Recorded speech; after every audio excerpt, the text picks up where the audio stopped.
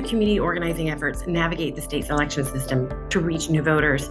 And I want to emphasize today, we're really focused on the state's election system. We think of ourselves now as in an information landscape, but we know that the level of information that's coming, period, to voters or potential voters varies significantly by your demographic profile. So we start with an inequitable landscape due to the way our system functions, and then election officials want to ensure that they administer the election appropriately according to law and to reach voters with the information that they have.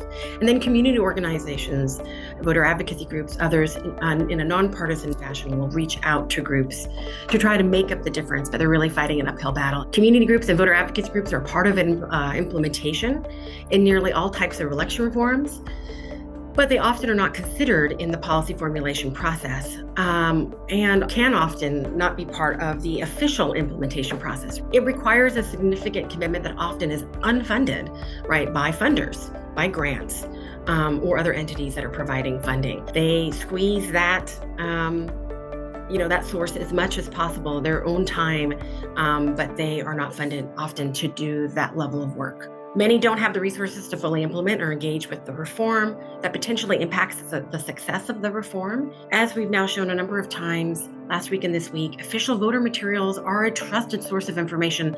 They matter. They are where most voters across groups are getting their information. So we recommend that they should be easy to use, written in plain language, available in different formats and languages.